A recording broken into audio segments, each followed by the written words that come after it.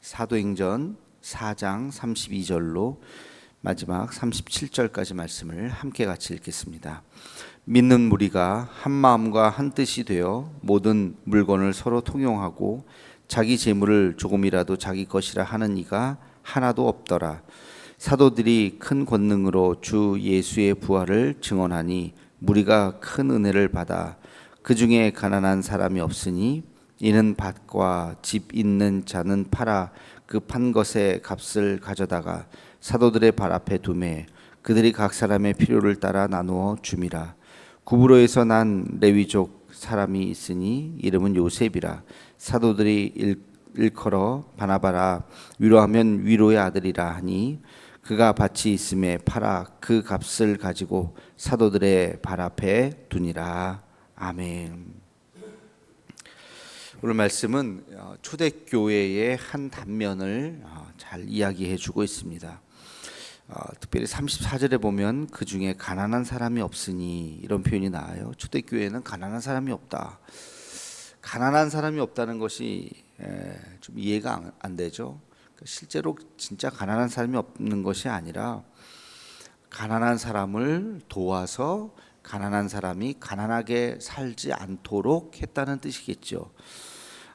그 앞에 가만히 읽어보면 이 초대교회의 사람들이 어떻게 살았기 때문에 가난한 사람이 없는가 하는 것을 알 수가 있습니다. 32절에 보면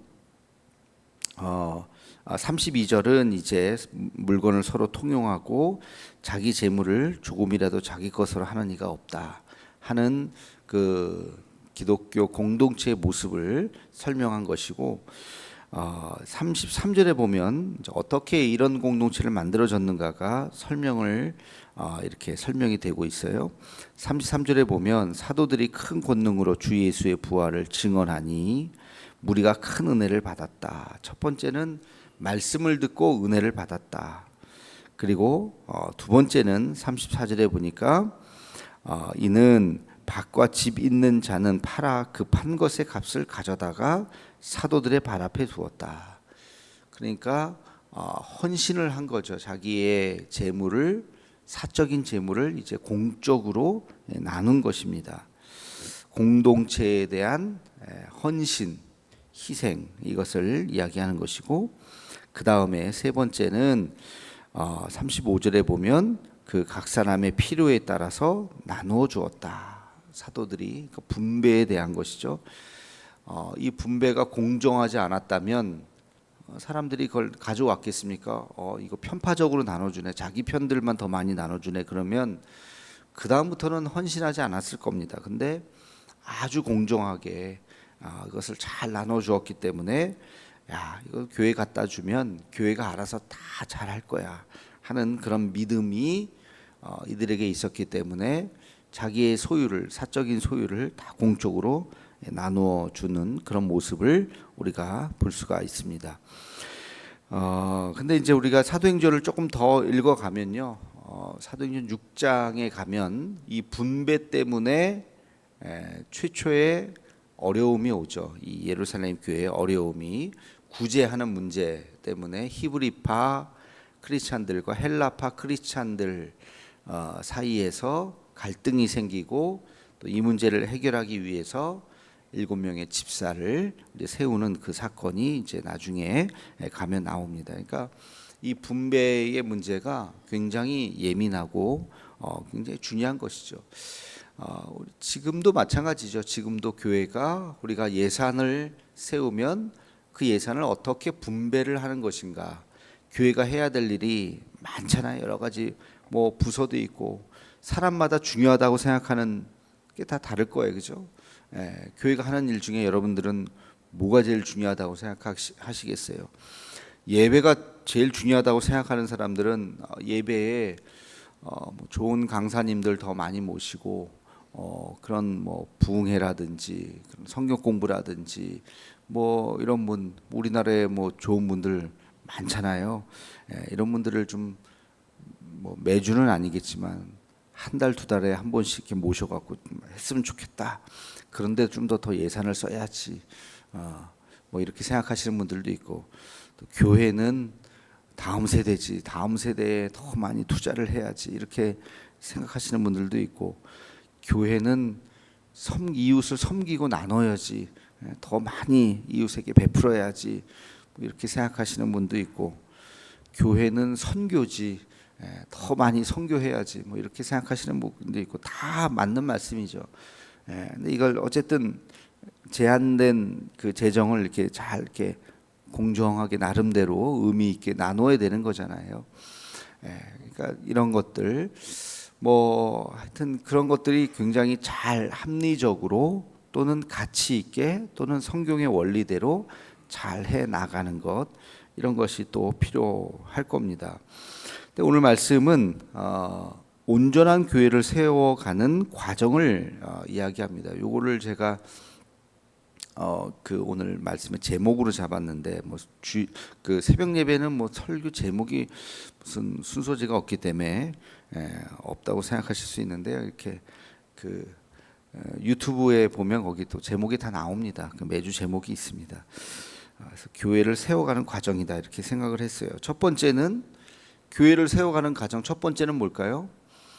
말씀으로 은혜를 받는 겁니다. 모든 성도들이 말씀으로 은혜를 받는 거예요. 말씀 안에서 영그러져 가는 거예요. 영그러져 간다는 표현을 여러분 이해하실 겁니다.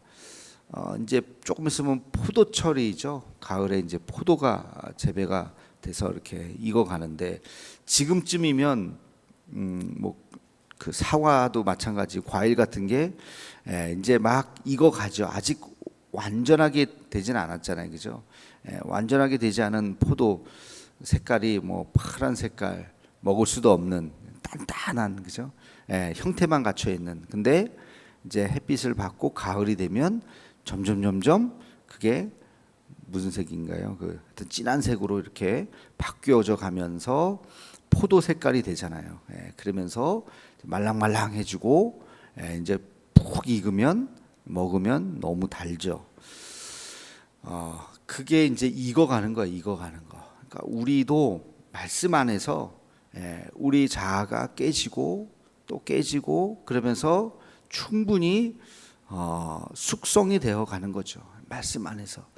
그러면서 모난 부분이 깎이고 다 서로가 이렇게 사랑하고 용납하고 실수에도 품어주고, 그렇게 서로 믿음 안에서 우리가 더 익어가는 것입니다. 이게 교회의 첫 번째이다.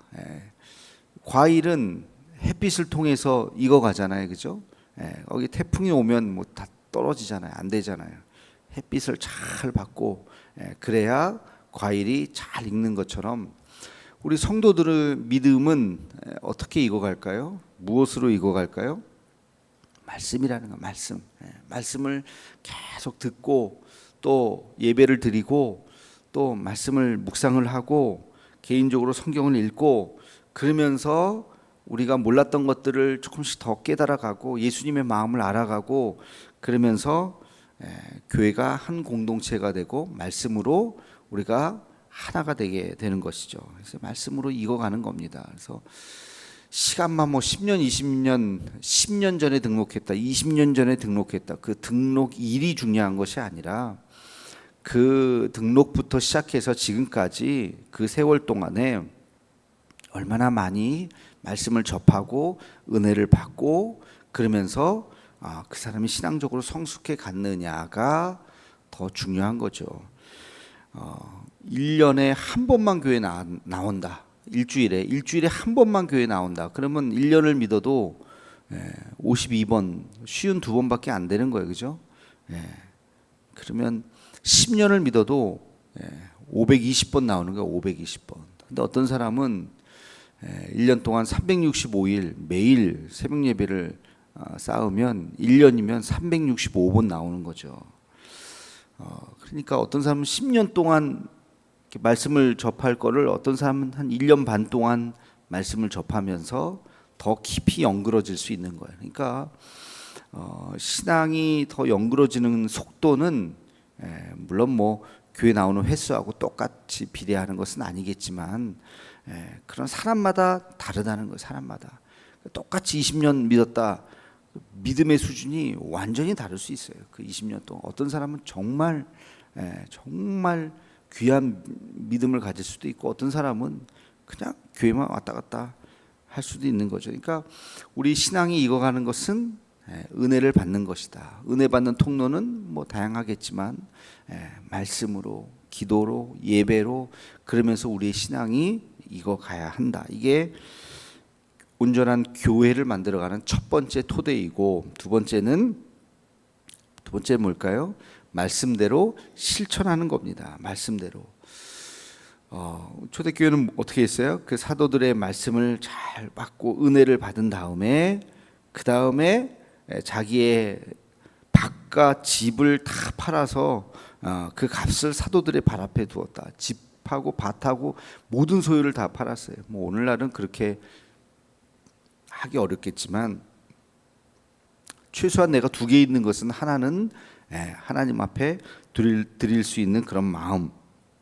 그래서 그 말씀을 듣고 우리가 실천하는 거죠. 그렇게 실천하는 거. 이번 주에 우리 성찬식을 하면서 성찬 헌금도 한다고 지난주에 광고를 했는데 그럴 때 뭐 10,000원이라도 준비하는 거예요. 10,000원이라도 준비하는 사람과 아무 생각 없이 그냥 맞다. 성찬 예배 한다고 했는데 잊어버렸네. 막 지갑에서 막 꺼내서 오는 사람하고는 차이가 있겠죠. 그런 것을 이렇게 잘 준비하는 마음으로 나와서 내게 있는 것을 함께 같이 나누고 그런 이 나눔이 굉장히 중요한 것입니다. 말씀을 실천하는 것이죠. 그래서 그 하나님 앞에 들은 말씀, 은혜 받은 말씀대로 살려고 몸부림쳐 나아가는 우리 삶의 전반적인 데서 초대교회는 그렇게 말씀을 듣고 바로 실천한 거예요. 자기의 소유를 팔기까지, 자기의 재산을 다 팔기까지. 오늘 말씀 마지막에는 요셉이라 일컫는 바나바, 우리 이제 요셉 바나바인데 보통 이제 바나바라고 이야기하죠. 이 바나바가 레위족이었던 바나바가 자기의 모든 소유를 밭을 다 팔아서 그 값을 사도들 앞에 이제 가지고 오는 이제 그 모습이 이제 기록되어 있는데요. 바나바 같은 헌신적인 사람, 이런 사람이 초대교회에 많았다는 거죠. 이런 그 말씀을 듣고 마음이 동하고 이제 내 거가 아니라 우리 거, 하나님의 것. 그래서 조금도 그것을 아까워하지 않고 그렇게 헌신하는 사람들이 나왔다. 말씀은 실천하는 것이다. 그럴 때 교회가 더 하나가 되는 것이죠. 그 다음에 세 번째는 어떻게 했어요? 교회는 그 연약한 지체들을 돌보았습니다. 그러니까 그 가져온 그 예물을 가지고 공평하게 나눠준 거예요. 교회 공동체 안에는 잘 사는 사람도 있고 가난한 사람도 있고 그건 다 마찬가지 아니겠어요? 오늘날에도 뭐 어느 교회나 그렇죠? 다 잘 살겠습니까? 또 그렇다고 또 다 못 살겠습니까? 다 잘 사는 분도 있고 못 사는 어려운 분들도 있고 그걸 잘 살펴서 그분들 굶지 않도록 어렵지 않도록 나누어 주고 그리고 교회 안에 있는 분들만이 아니라 교회 옆에 있는 이제 이웃들 우리가 이웃들에게 나눠주는 거 그 뭐 당연히 해야 되는 거겠지만 또 복음 전도의 측면에서 보면 들어와야 도와준다. 등록을 해야 도와준다가 아니라 먼저 도와주면 그분들의 마음이 녹아서 참 교회는 참 사랑이 많구나. 나도 교회 다녀야지 하고 또 교회 들어올 수 있는 거니까 사실은 먼저 베푸는 거죠. 그러니까 꼭 교회 안에 있는 사람만 돕는 것이 아니라 이웃들을 어려운 분들 우리가 이렇게 소식을 듣고 손이 닿는 분들은 다 도와주려고 애쓰면 그분들이 언젠가 또 교회 안에 오는 것이 등록한 사람만 도와준다. 이거는 또 너무 생각이 짧은 거죠. 아무튼 교회가 그렇게 잘 공평하게 돕는 그 일들을 해야 되는 겁니다. 아까 얘기했지만 교회가 뭐 구제만 할 수도 없잖아요.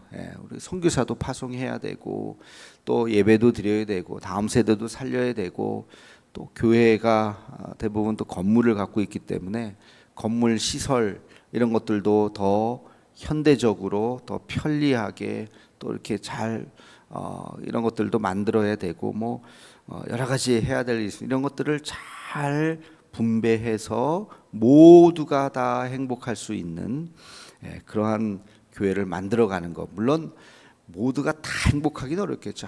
뭐 어떤 분들은 이런데 좀 더 투자를 해야 되는데 여기에 좀 더 투자를 해야 되는데 그렇게 또 생각하는 분들도 있겠지만 아무튼 그렇게 공평하게 하려고 애쓰는 거기에는 법과 원칙이 필요하겠죠. 그냥 나랑 친하다고 더 많이 주고 안 친하다고 안 주고 그러면 안 되겠죠. 어떤 법과 원칙을 세워서 법과 원칙에 따라서 잘 이렇게 해 나가는 지혜가 또한 필요할 것입니다. 그래서 이 오늘 말씀에 보면 초대교회가 부흥했던 이 단순한 세 가지의 원리예요. 굉장히 단순하죠. 은혜 받고 말씀대로 살고 거기에 헌신하고 교회를 위해서 또 희생하고 그리고 교회는 그 예물을 가지고 잘 공평하게 잘 나누고 이 단순한 원리를 잘 지켜나가면 오늘날에도 교회가 교회다워지는 거예요. 교회답게 정말 이 지역에서 칭송받으면서 인정받으면서 하나님의 나라를 확장하고 복음을 전할 수가 있는 것입니다. 근데 이 단순한 원리가 깨지면 그러면 거기에서 어려움이 오는 거죠. 말씀의 예배에 연결어 가지 못하고 은혜 받지 못하고 냉랭하고 아멘 소리도 적고 그러면 모일 때마다 힘들겠죠. 또 말씀은 들어도 실천하지 않고 전혀 마음에 동요가 없고 그래도 교회가 냉랭해지겠죠. 또 예물을 가져왔더니 편파적으로 쓸데없는데 쓰고 그러면 안 되죠. 정말 의미 있는 곳에 잘 이렇게 공정하게 교우들의 마음이 또 우리가 해야 할 일, 교회가 이 지역 사회나 이 시대에 해야 할 일들을 우리가 잘 해 나갈 때 우리 교우들은 다 자부심이 있는 거고 교회를 자랑하게 되고 교회에 대한 어떤 뿌듯한 마음들이 생기게 되는 것이죠. 그래서 이 초대교회는 이런 아주 단순한 세 가지의 원리를 통해서 하나님의 교회를 만들어 갔다. 이게 무슨 연구해서 무슨 학자들이 발표한 게 아니잖아요. 기도하면서 자연스럽게 그렇게 흘러가는 거죠.